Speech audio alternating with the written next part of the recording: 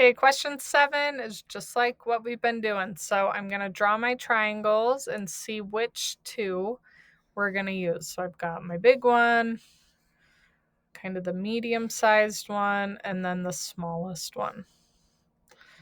So in our big triangle, the right angle's F, and then our two smaller triangles, the right angle's H. So let's start with the big one. I know my short side is the square root of 30, and the hypotenuse is x plus 7.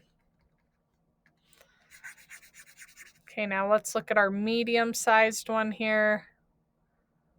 I don't know the hypotenuse. I don't know the short leg. I only know the long leg is 7. Now let's look at our smallest one here. The hypotenuse is the square root of 30. And then our short leg is x. Okay, so now we need to figure out which two triangles are going to help us solve this. Which two triangles have sides that line up? And can you see it? We have square root of 30 and x, and then x plus 7 and square root of 30. This middle one is not going to help us. That long leg, not going to help us. So I'm going to set it up. Square root of 30 goes with x equals x plus 7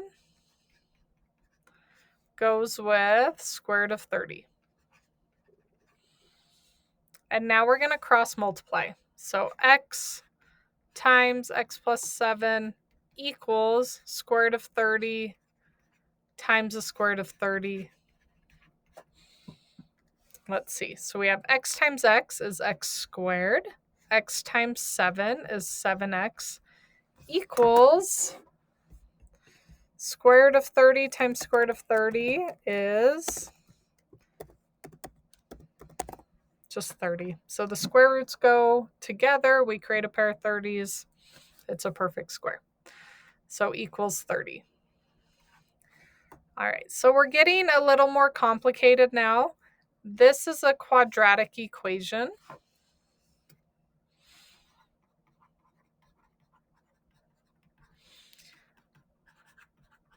And I know that because there's an x squared right here, x squared.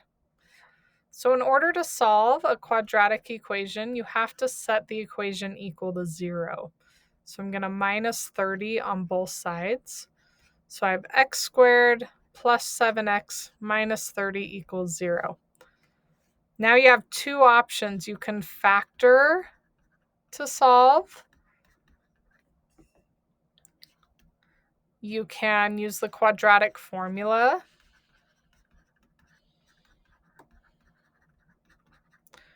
Or you can graph to solve. You got 3 choices here.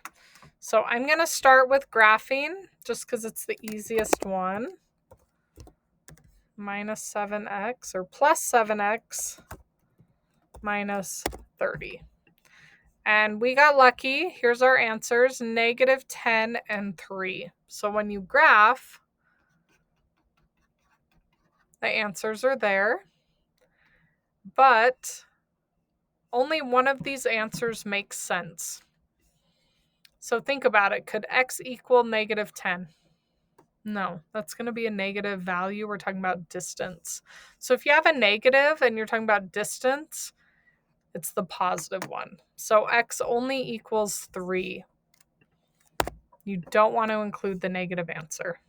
It doesn't make sense.